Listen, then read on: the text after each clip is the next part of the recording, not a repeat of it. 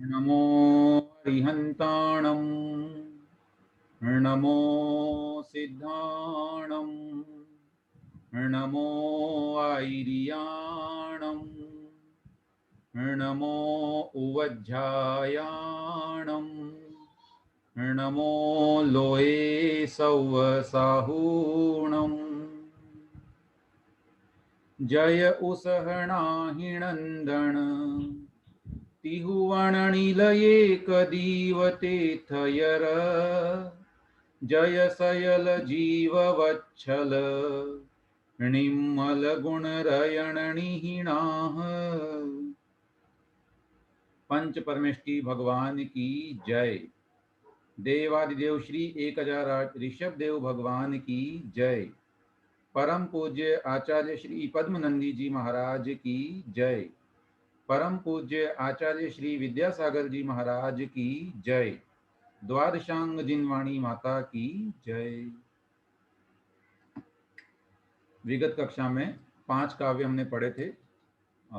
उनका उच्चारण तो हम नहीं कर रहे हैं क्योंकि ये ग्रंथ बड़ा है और पूरे ग्रंथ का उच्चारण तो संभव नहीं हो सकेगा। आप लोग अपने स्तर पर यदि करना चाहें तो कर सकते हैं। फिलहाल हम आगे बढ़ते हैं। पद्य क्रमांक 6 से हम पढ़ने वाले हैं और उच्चारण के लिए मैं निवेदन करने जा रहा हूँ। जो भी उच्चारण करना चाहें या तो आप अनम्यूट कर लें या कोई एक व्यक्ति ही कर लें तो अच्छा है, इसलिए तो जो है ना, ताकि हम करें। हाँ ठीक है। पारुल जैन जी आप कर रहे हैं? जी हम करें।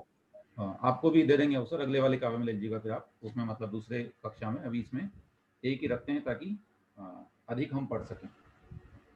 पद्य क्रमांक 6 ऋषभ स्तोत्र के अंतर्गत यहाँ गाथा छंद में हम इसे पढ़ेंगे। जासी सिरी तई संते जाति सिरी तई संते तुव अवयणमितीयेण ठाये तुव अवयणमीति यत्नाठाये संके जणियाणठा संके जणियानठा दिठा सवठ से धावी दिठा हासवट से धावी। बहुत बढ़िया, हम सभी बोलते हैं। जासी सिरी तई संते तु अवयणमितीयेण ठाये संके जणियाणठा दिठा सवठ से धावी। ये जो काव्य है इसके कुछ पाठ भेद यहाँ मिलते हैं। कई पुस्तक में जो है अवयणमी लिखा है और किसी में अवयणमी है। कहाँ पर डबल तीये है ना, अवयणमी तीये ऐसा करके। कुछ में नट्ठा ही है, ए नहीं है। अर्थ को देखते हुए हम इसमें देखेंगे तो अर्थ प्राय सभी शब्दों का वही है। देखते हैं अर्थ को। जा आसी जो थी, सिरी माने लक्ष्मी, तई संते आपके रहने पर, आपके रहने पर जो लक्ष्मी थी, तुव अवयणमी आपके अवतार होने पर, वहां से जब निकल गए आप तो तीये नठाए वह नष्ट हो गई। मतलब जब आप थे तब तक वहां लक्ष्मी थी और जैसे ही आप वहां से निकले तो वह लक्ष्मी भी नष्ट हो गई। भगवान आदिनाथ के विषय में वर्णन कर रहे हैं। आगे बता रहे हैं आचार्य, संके मैं ऐसा अनुमान करता हूं, मैं ऐसा मानता हूं कि सवट्ट सिद्धावी, सर्वार्थ सिद्धि, सवट्ट सिद्धा माने सर्वार्थ सिद्धि नाम का जो विमान है, जो कि भगवान आदिनाथ की पूर्व पर्याय थी, है ना। हम लोग पूजा पढ़ते हैं ना, सर्वार्थ सिद्धिते चये, वहां से चल करके और वहां मरुदेवी के उर में आए थे भगवान। तो यहाँ कह रहे हैं कि मैं ऐसा मानता हूं कि सर्वार्थ सिद्धि ने भी जनिया नट्ठा दिट्ठा, जनित अनिष्ठा, ये नट्ठा नहीं है, निष्ठा होना चाहिए, सॉरी, इसमें अनिष्ट शब्द है वहां पर। तो जनित अनिष्ट अर्थात उस सर्वा सिद्धि ने भी वहां पर अमंगल हो गया है, ऐसा देखा हो। क्या मतलब, एक बार अन्वय से पुनः देखते हैं।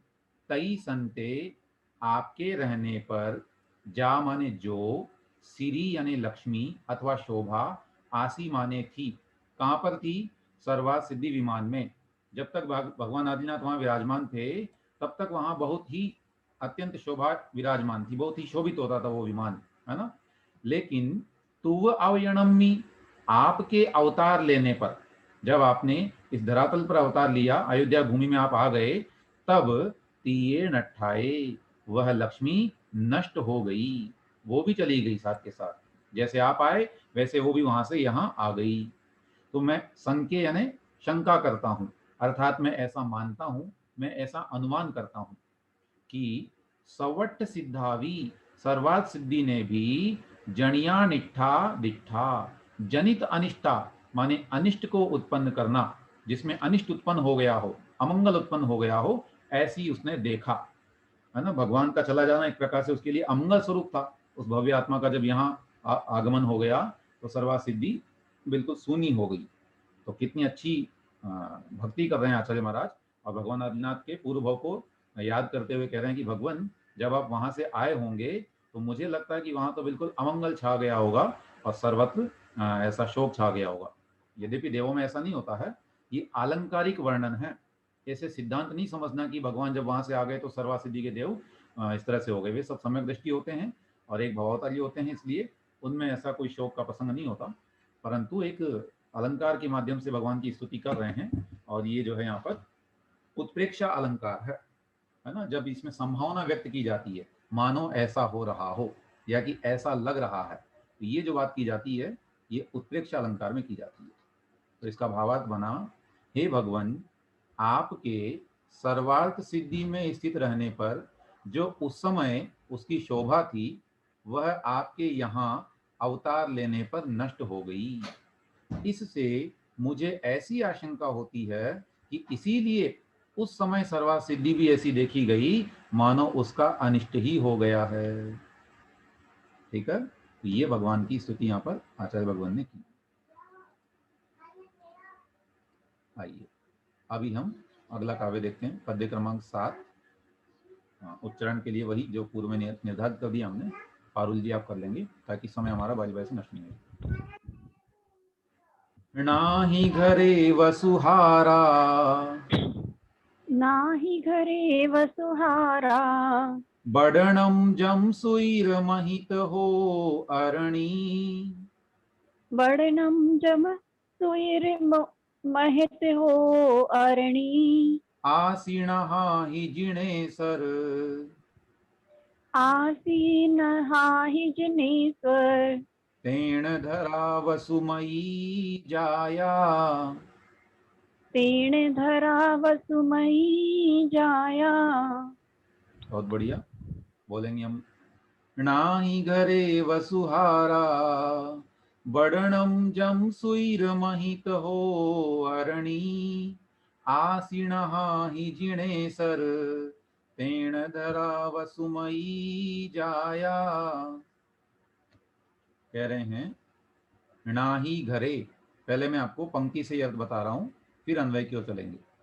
नाही घरे, नाभि के घर में, अर्थात राजा नाभिराय के घर में, उनके राजमहल में, वसुहारा बडणम, वसुधारा का पतन माने रत्नों की वर्षा, वसु माने धन होता है, तो धन की जो धारा वर्षी, धन की धारा का जो पतन हुआ, अर्थात रत्नों की जो वृष्टि हुई, जम यानी जो, सुईर अर्थात सुचिर काल तक माने दीर्घ काल तक, पूरे 15 महीने तक वर्षा होती है, तो ऐसे लंबे समय तक जो रत्नों की वर्षा हुई नाभि के घर में, कैसी थी वो, महित हो अरणी, कब, महित अरणी, जब भगवान पृथ्वी तल पर आ रहे थे, मतलब भगवान का जब यहाँ पर गर्भ कल्याणक मनाया गया उससे 6 महीने पूर्व और गर्भ के 9 महीने, ऐसे करके कुल 15 महीने तक वो वर्षा हुई। तो महित हो अरणी अर्थात इस महीतल पर, पृथ्वी तल पर आते समय, ओ अरणी, इसमें से ओ अरणी निकल आएगा, ओ अरणी मतलब अवतार करते समय, तो महित यानी मही पृथ्वी पर, और ओवर्णी माने अवतार करते समय। अभी देखिए उस समय की कैसी भाषा थी, जब आचार्य महाराज ने ग्रंथ लिखा, ये प्राकृत भाषा ऐसी चलती थी। तो उस समय नहाही अर्थात नभाही, नभ से माने आसमान से वो वर्षा हुई थी, जिनेश्वर माने हे जिनेन्द्र भगवान, तेण इसीलिए धरा वसुमयी जाया, ये धरती वसुमती हो गई अर्थात धन वाली हो गई। अगर आप नहीं आते तो लगता है कि ये धरती कभी वसुमती नहीं कहलाती, पृथ्वी का एक पर्यायवाची वसुमती भी होता है, क्योंकि पृथ्वी के गर्भ में अनेक रत्न इत्यादि पाए जाते हैं। अभी आप लोगों ने सुना ही होगा कि मध्य प्रदेश में बक्सवाहा के अंतर्गत हीरो की खदान मिली है और वहाँ जो है ऐसा होना है कुछ कार्यक्रम। तो ये सब पृथ्वी के गर्भ में बहुत सारे वसु माने धन छिपा हुआ है, इसलिए इसे वसुमती कहते हैं। तो आचार्य कह रहे हैं कि भगवान ये वसुमती कब बनी? जब आप यहाँ अवतार ले रहे थे और उस समय निरंतर पृथ्वी तल पर जो है रत्नों की वर्षा हो रही थी, उस निमित्त से ये पृथ्वी वसुमती कहलाने लगी। एक बार पुनः, जिनेसर हे जिनेश्वर, महीतः ओवर्णी अर्थात पृथ्वी पर अवतरण करते समय जम यानी जो, नाही घरे नाभि अर्थात राजा नाभि राय के घर में, वसुहारा बड़नम सुईरम मतलब सुचिर काल तक, नहाही आकाश से, वसुहारा बड़नम वसुधारा का पतन अर्थात धन की धारा माने रत्नों की वर्षा का जो पतन हुआ, आसी माने हुई थी, तेण इसलिए उससे ही धरा माने ये पृथ्वी, वसुमयी जाया धन वाली हो गई अर्थात वसुमती, ये नाम उसका सार्थक हो गया। ठीक है, तो भावार्थ यही हुआ कि हे भगवान, जिस समय आप इस पृथ्वी तल पर उतरे थे उस समय जो नाभि राजा के घर में बहुत काल तक धन की वर्षा हुई थी, उसी से हे प्रभु यह पृथ्वी वसुमती हुई है। जिज्ञासाओं के लिए शायद नाम आ रहे हो, यदि तो आपसे निवेदन है आप पेन पेपर लेके बैठा करें और उसमें थोड़ा नोट कर लीजिए, ताकि एक साथ ही जिज्ञासाएं अपनी हो सके। बीच बीच में यदि करते हैं तो डिस्टर्बेंस बहुत ज़्यादा हो जाता है ना, कक्षा का आनंद खत्म हो जाता है। चलिए अगला पद्य देखते हैं, पद्य क्रमांक 8 चरण के लिए वही पारुल जी पढ़ेंगे। सच्चिय सुरनविय पया, सच्चिय सुर नवीय पया, मरुएवी पौठियु सिजम गबे, मरुए विपहुठियो सिजम गब्बे, पुरौ पट्टो वज्जई, उरहु पठो वज्जई, मध्य से पुत्तवतीर्णम, मध्य से पुत्रवतीर्णम, सच्चिय सुरनविय पया, मरुएवी पौठियु सिजम गबे, पुरौ पट्टो वज्जई, मध्य से पुत्तवतीर्णम। कह रहे हैं सच्ची यसुर नवीय पया, सच्ची माने शुचि, शुचि या सॉरी शची, शुचि नहीं शची, शची नाम की इंद्राणी होती है जो कि सौधर्म इंद्र की देवांगना है, प्रधान रानी होती है। तो सच्ची माने शची, और यसुर अर्थात जो देवियां थी अथवा देव थे, उन सभी देवियों देवताओं के द्वारा मतलब साक्षात शची और अन्य देवियों के साथ में, नवीय पया नमित है जिनके पया माने पैर, पदा है ना, तो जिसके पैरों में शची आदि इंद्राणियां और देवता भी नमस्कार कर रहे हैं, ऐसी मरुएवी अर्थात मरुदेवी माता के गभ्भे यानी गर्भ में, पहु माने प्रभु, हे प्रभु, जब जब यानी जिस समय या क्योंकि, मरुएवी गभ्भे मरुदेवी माता के गर्भ में, ठियुसी माने उपस्थित थे, आप जब आए थे है ना, उस समय सभी शक्ति उनको नमस्कार करती थी।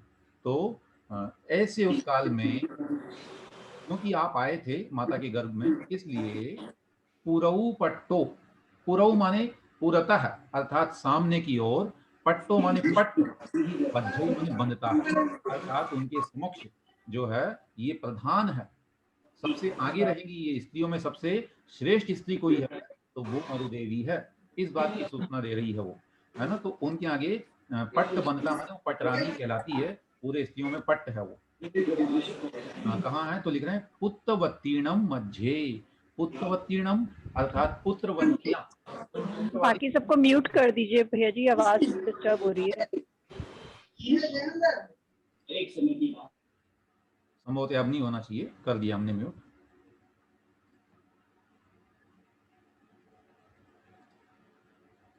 ठीक,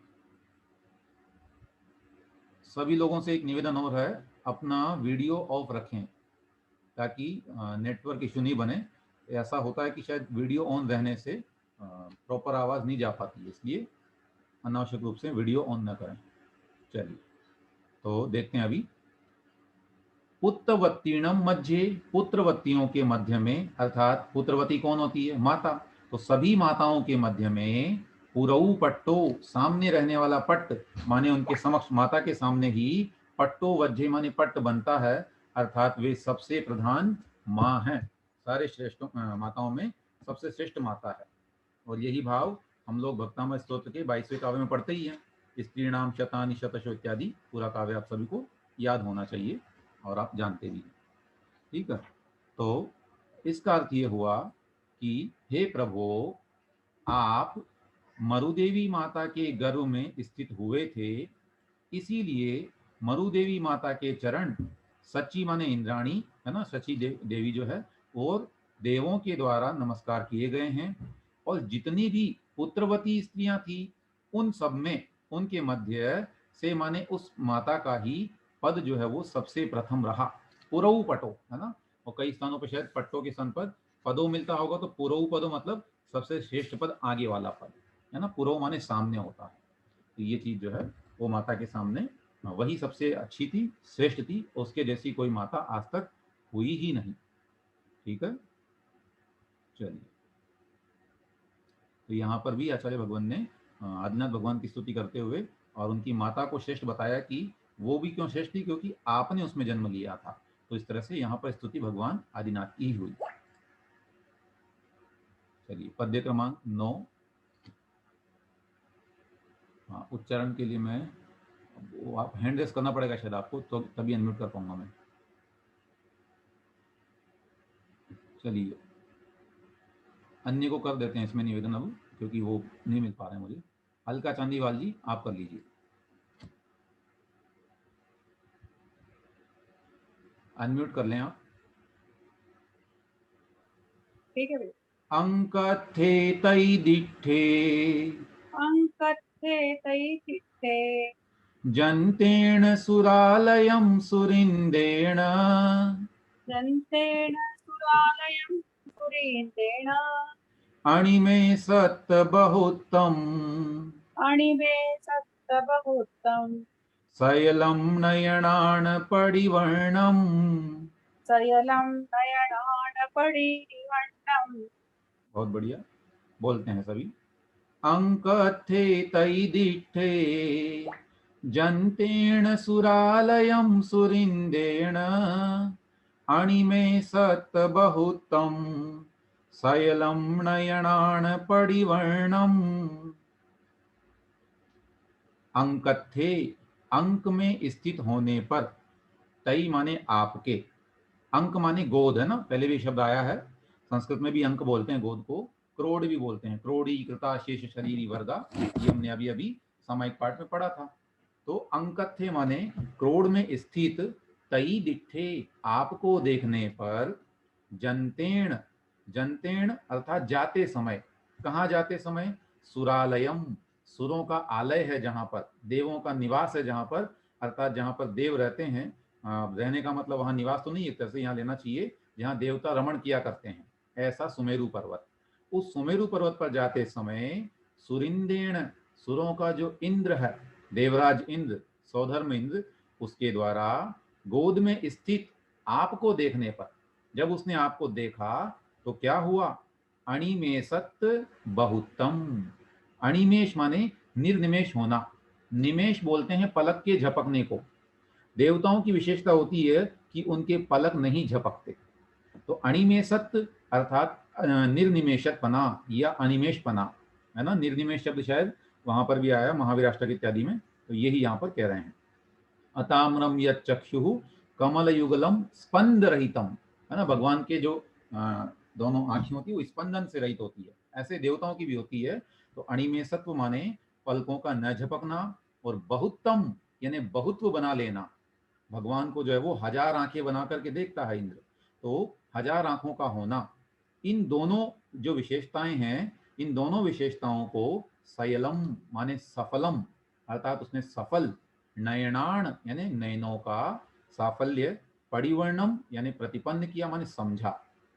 अर्थात पुनः एक बार, सुरिंदेण देवराज इंद्र के द्वारा सुरालयम जनतेण, सुरालय में जाते समय अर्थात सुमेरु पर्वत पर जाते समय, अंकत थे तई दिखे, गोद में स्थित आपको देखने पर, क्योंकि भगवान को वो लेकर जाता है उस समय जन्माभिषेक के काल में, तो आपको देख करके उस इंद्र के द्वारा नयनाण अपने आंखों का, अपनी आंखों का, अणिमेषत्वम और बहुत्वम माने निर्निमेषपना और बहुत्वपना, सफलम शैलम परिवर्णम यानी सफल माना गया, सफल समझा गया।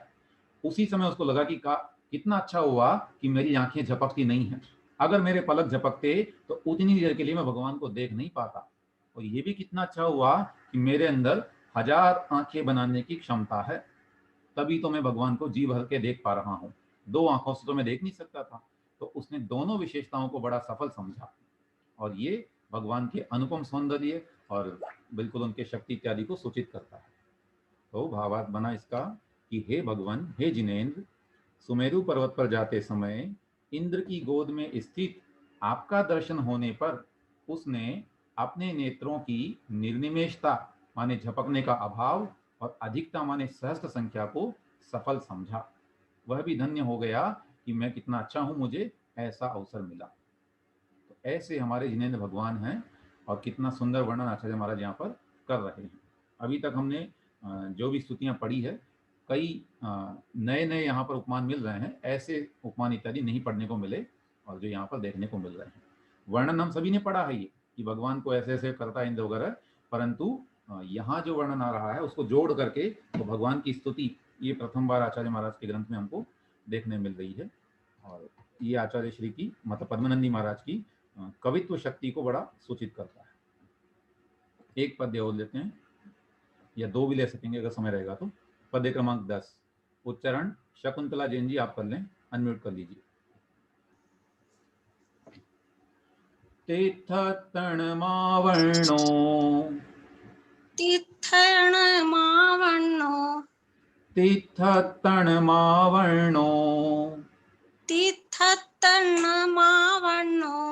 मेरुतुह जम्मणान जलजोए मेरुतुह जम्महाण जलजोहे तत्तस्य सूरपमुहा तत्तस्य सूरपमुहा पयाहिणं जिणकुणन्ति सया पयाहिणं जिणकुणन्ति सया। बहुत बढ़िया, पुनः बोलते हैं सभी। तीर्थतणमावर्णो मेरुतुह जम्मणान जलजोए तत्तस्य सूरपमुहा पयाहिणं जिणकुणन्ति सया। तीर्थतणम आवरणो, तीर्थपनम है ना, तीर्थत्वम आपन्न, अर्थात तीर्थपने को प्राप्त हुआ, वह भी एक प्रकार से तीर्थ बन गया। कौन? मेरु अर्थात सुमेरु पर्वत। कब बन गया? तुह जम्मणान जल जोए, तुह माने आपके, जम्मणान जन्म स्नान के, जल यानी जल से, जोए माने योग होने पर, जैसे ही आपके जन्म स्नान का जल उस पर गिरा तो समझो वह सुमेरु पर्वत भी तीर्थपने को प्राप्त हो गया, वो तीर्थ हो गया। और तीर्थ हो गया इसका क्या प्रमाण है? तो बड़ा अच्छा उपमान दे रहे हैं, उदाहरण दे रहे हैं। तत् इसीलिए, तस्य माने उसके, अर्थात उस सुमेरु पर्वत के, सूर्यपमुहा सूर्य प्रमुखा, सूर्य आदि, सूर्य चंद्रमा ग्रह नक्षत्र तारे इत्यादि सभी देव है ना, सभी विमान पयाहिणम कुणंती प्रदक्षिणा करते हैं, उसके चक्कर लगाते हैं है ना। जैन आगम के अनुसार जो है सुमेरु पर्वत के ही और चक्कर लगाते हैं सूर्य चंद्रमा इत्यादि। तो क्यों लगाते हैं उसको उपमित करते हुए आचार्य कह रहे हैं कि वो सुमेरु पर्वत तीर्थ बन गया, इसलिए उसकी चक्कर करते हैं, प्रदक्षिणा देते हैं। और क्यों देते हैं? क्योंकि वह तीर्थ जब बना जब आप उसको स्नान के जल से पवित्र कर दिए। सया माने हमेशा, और वो तीर्थ भी ऐसा बना कि हमेशा के लिए तीर्थ बन गया, और वो हमेशा आपके परिक्रमा करते रहते हैं। जिण माने हे जिनेन्द्र भगवान। पुनः एक बार, हे जिण अर्थात हे जिनेन्द्र भगवान, मेरु सुमेरु पर्वत तुह जम्मणान जल जोए, आपके जन्म स्नान के जल के संयोग से, है ना, जन्म के समय जो स्नान हुआ, जन्माभिषेक हुआ, उस अभिषेक के जल के संयोग से तित्थतम तित्थतणम आवर्ण, अर्थात तीर्थपने को प्राप्त हो गया। तत् यानी इसीलिए, सूर्यपमुहा, सूर्य आदि प्रमुख, सूर्य है प्रमुख जिनमें, ऐसे सभी ज्योतिष विमान, सया माने आप, हमेशा, तस्य उस सुमेरु पर्वत की, पयाहिणम पुनंती, प्रदक्षिणा करते हैं। ये कितनी अच्छी महिमा हुई कि वह तीर्थ बन गया और उन सभी देवताओं के विमानों को भी एक तरह से पुण्य का लाभ प्राप्त हो गया। यहाँ पुनः समझ लेना है, आलंकारिक भाषा है। यद्यपि सिद्धांत ये है कि ये सब अकृत्रिम रचनाएं हैं, अनादिकाल से ऐसे ही चला आ रहा है, परंतु आचार्य भगवान भगवान की स्तुति कर रहे हैं तो स्तुति में इस तरह से अतिशय वर्णन किया जाता है। अर्थ, हे प्रभु, जिस समय आपका जन्म स्नान मेरु के ऊपर हुआ था, उस समय स्नान के जल के संबंध से वह मेरु तीर्थपने को प्राप्त हुआ था, अर्थात तीर्थ बना था। और इसीलिए हे जिनेन्द्र, उस मेरु पर्वत की सूर्य, चंद्रमा आदि सदा प्रदक्षिणा करते रहते हैं। कितनी बड़ी बात हो गई, है ना। हम लोग स्नान करते हैं तो वो पानी अपवित्र हो जाता है, परंतु भगवान के स्नान किए हुए जल से कितने पावनता वहां पर आ गई है। अस्तु, एक काव्य और ले लेते हैं, पद्य क्रमांक 11 है और उच्चारण कर लेंगे। सुनीता जैन जी, आप अनम्यूट कर लें। मेरु सिरे पड़नुच्छली, मेरु सिरे पणलुच्छली। हाँ, इसमें यह को नहीं बोलना ना, यह बाद वाली लाइन में लेंगे, क्योंकि 12 मात्राएं शुरू में पढ़ी जाती है, बाद में 15, फिर 12, फिर 18 होती है, ऐसा करके। Okay okay. मेरु सिरे पड़नुच्छली, मेरु सिरे पणलुच्छली। यणीर ताड़न पणट्ठ देवाणम, यणीर्ताणन पणट्ठ देवाणम्, तम वेत्तम तुहणाणम, तं वित्तं तुहिणाणम्, तह जहणहमासियं कीर्णम। तह जहलहमासियं किरणम्। बहुत बढ़िया, म्यूट कर लीजिए आप, हम सभी बोलेंगे। मेरु सिरे पड़नोच्छलीय छली, यणीर ताड़न पणट्ठ देवाणम, तम वित्तम तुहणाणम, तह जहणहमासियं कीर्णम। मेरु सिरे, मेरु के शिखर पर, मेरु के सिर पर, पड़न, पड़ने वाला मतलब गिरने वाला, गिरा, फिर उच्छलीय, उछल गया। जब कोई ऊंचाई से जल गिरेगा तो वह वापस उछलता भी है। उसके गिरने और उछलने से जो नीर माने जल था, है ना, गिरने और उछलने वाला जो जल था, उस जल के ताड़न माने ताड़ना से, माने उसकी चोट से, उसके गिरने से, पणट्ठ देवाणम, प्रनष्ट हो गए देव, देवता जो है नष्ट हो गए। अब नष्ट होने का मतलब यहाँ होता है भाग जाना, गायब हो जाना, क्योंकि देव तो अमर होते हैं, ऐसे मरते नहीं किसी प्रभाव इत्यादि से, और उन पर वो असर भी नहीं होता। परंतु यहाँ जो कल्पना कर रहे हैं कि उस समय जब मेरु शिखर पर भगवान पर 1008 कलशों से अभिषेक किया, बड़े विशाल विशाल कलश होते हैं, तो जल की धार जो नीचे शिखर पर गिरी, तो उसको गिरने से देवताओं को मतलब एक तरह से उनको बोल आया, तो देव वहां यहाँ भागे, और भागने से क्या हुआ, तम वित्तम तु नहाणम, अर्थात तू है यानी आपका, नहाणम यानी स्नान, तह यानी उस तरह से, तम वित्तम उस समय हुआ, ऐसा संपन्न हुआ, जह माने जिससे, नहम यानी नभ, आकाश जो है वो, आसियम किरणम, कीर्ण हो गया, माने व्याप्त हो गया।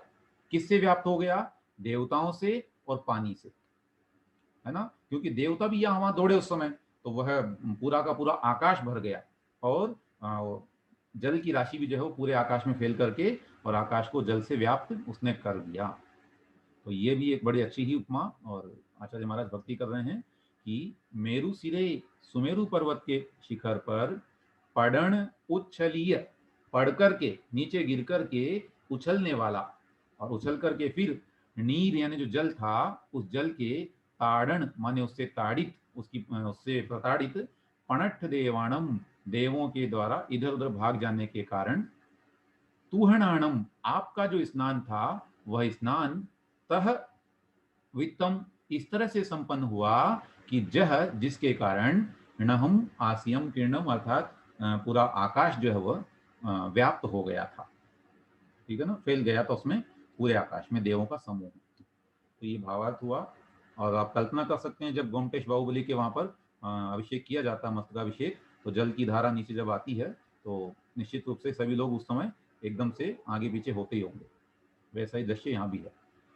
जन्माभिषेक के समय मेरू पर्वत के शिखर पर नीचे गिरकर ऊपर उछलते हुए जल के अभिघात से कुछ खेद को प्राप्त हुए देवों के द्वारा आपका यह जन्माभिषेक इस प्रकार से संपन्न हुआ कि जिससे आकाश उन देवों और जल से व्याप्त हो गया, भर गया पूरा आकाश, और इतना अच्छा वहां पर उपस्थित हो गया दृश्य। ठीक है, तो ये इस तरह से हमने आज 6 काव्यों का अध्ययन किया है। और अब क्रम है अपनी जिज्ञासा समाधान का। यदि इन 6 काव्यों से संबंधित आपके कोई प्रश्न हो तो कृपया करके हैंड रेस करेंगे केवल, है ना, हाथ उठा लेंगे तो हम आपको पूछ लेते हैं। हाँ, शकुंतला जी बोलिए, अनम्यूट करके बोल देंगे। जिनेंद्र भैया जी। जी भैया जी, जिससे अभी देवों की, तो ये जो अभी आपने बताया इसमें कि ये जो मेरू पर्वत पर जैसे जल की धारा गिरने के समय देव इधर से उधर से भागने लगे, हाँ, देवों की तो विक्रिया होती, वो तो तुरंत उसी समय गायब हो सकते हैं, वो ऐसा क्यों करा मैंने उन्होंने? इसीलिए सूचित किया ना आपको कि ध्यान रखना, यहाँ पणठ देवाणम, नष्ट हो गए देव। तो मैंने उस समय भी बताया आपको कि यहाँ जो है एक आचार्य महाराज भक्ति कर रहे हैं, भक्ति में कल्पना की जा रही है उनके बारे में ना, बिल्कुल इसको सिद्धांत नहीं बनाना। याद रखिए, जब भी भक्ति काव्य लिखा जाता है तो वह सिद्धांत से थोड़ा और ऊपर उठ करके उसमें ऐसा वर्णन किया जाता है। क्योंकि भक्तामय स्तोत्र में भी आप लोग कई बार जिज्ञासाएं आती है कि वहां पर राहु के द्वारा ग्रसन किया जा रहा है सूर्य इत्यादि का, और ये सब बातें आती, परंतु ये सब उपमान होते हैं, लौकिक उपमान। तो आचार्य महाराज भक्ति करते हैं कि देवों से आकाश भर गया, बाकी ऐसा होता नहीं कि वो भागेंगे ये करेंगे, वहां तो जो है सिद्धांत की अपेक्षा ये सब नहीं होगा। ठीक है जी ना? भैया जी। हाँ, जी भैया जी। ठीक, जय जिनेंद्र। जय जिनेंद्र। सुनीता जैन जी। भैया जी जय जिनेंद्र। हाँ, भैया जी ये आपने कब स्टार्ट कर दिया, पता ही नहीं, ये इतना शास्त्र कब हो गया, और आज ही ज्वाइन किया है हमने ये कौन सा पद्मनंदी का। दोबारा बोलिए। ये पद्मनंदी का क्लास आपने कब से स्टार्ट कर दिया? ये तो मतलब आज ही ज्वाइन किया है हमने। हाँ, हमने कल से ही शुरू की है ये। पहले चल रही थी हमारी, अपने हम स्वाध्याय सभा चलाते हैं निरंतर अपने यहाँ जहाँ रहते हैं दिल्ली में, उसमें हम लोकल में चलाते हैं, अपने स्तर पर 10-12 लोग बैठ के पढ़ते हैं उसमें। आप लोगों को सूचना नहीं होगी उसकी, इसलिए पता नहीं रहा होगा। तो पहले 12 अधिकार हमने पढ़ लिए थे, आगे हमारा भी 13वां अधिकार चल रहा है। ठीक अच्छा, है, 12 आप पढ़ा चुके हैं? हाँ हम पढ़ ये- चुके हैं और सभी वो लोग। कहीं से ऐसी लिंक मिली हुई ग्रुप वगैरह में, ये श्रवण संस्कृति का जो कोई ग्रुप बात है नहीं, ना अब उसमें? आप लोग सुरक्षित कर सकते हैं, आगे पढ़ना है यदि तो निरंतर ये ग्रंथ पूरा पढ़ा जाना चाहिए। भले ही परीक्षा के हाँ, काल हाँ, तक पूरा ना हो सके, लेकिन हमारी भावना हाँ। होनी चाहिए कि हम ग्रंथ को एक बार एटलीस्ट पूरा पढ़ें, तो तब तो तो उसका लाभ है। परीक्षा में ये संस्कृत वाले श्लोक भी नहीं पूछे आएंगे, जाएंगे केवल क्या? हिंदी आएगी और हिंदी में से ही पूछा जाएगा बस। ठीक है, जी फिर भी भैया। हमारा दायित्व बनता है कि आचार्य की मूल भाषा को हम अवश्य पढ़ें। पूज्य आचार्य हाँ ज्ञान सागर जी महाराज ने आचार्य श्री को यही शिक्षा दी है, और वे मूल से ही पढ़ने में विश्वास करते हैं। हाँ, समझ में भी उसी से आता है जल्दी। जी बिल्कुल। अर्चना जी जैन जी, जय। अनम्यूट करके बोलेंगे। जय जिनेंद्र, आप जो प्रश्न उत्तर बोले थे वो ग्रुप में देंगे तभी तो हम लोग को मिलेगा। एक मिनट, थोड़ा आवाज कम आती है इसमें, दोबारा बोलेंगे। हम बोले कि प्रश्न उत्तर जो आप बोले थे देने को वो ग्रुप हाँ, में देंगे। आज हमने वो कुछ प्रश्न देखे अपने उसमें, उपासक संस्कार नाम का एक अधिकार है इसमें, है ना, जिसमें अपने गृहस्थों के बारे में जो लिखा गया है उसके प्रश्नोत्तर अभी कक्षा होने के उपरांत हम भेज देंगे। 2-3 उसमें। ये समय इसमें देंगे ना आप सांगानेर वाले ग्रुप में, तभी तो हम लोगों को मिलेगा। हम सब में ही भेज देंगे, जहां तक हो सकेगा सब लोग अभ्यास करिएगा, जितने ग्रुप हमारे जैनों के हैं उसमें भेज देंगे। ठीक है जी ठीक भैया है। जी आपके ग्रुप में ऐड कर लीजिए हम लोगों को, पद्मनंदी वाले ग्रुप में। हाँ कर लेंगे, कोई दिक्कत नहीं। आप संजीव भैया को बोल दीजिए, संजीव भैया का नंबर आप पे होगा, वो हम आपको ऐड कर हाँ, है ना, उनको हाँ, एडमिन ठीक बना है, देंगे। ओके। चलिए, पल्युल जैन जी। जय जिनेंद्र भैया जी। भैया जी इसी बारे में पूछना था, क्या ये जो एग्जाम होना ट्रायल थे तो ये दोनों पेपर के आएंगे?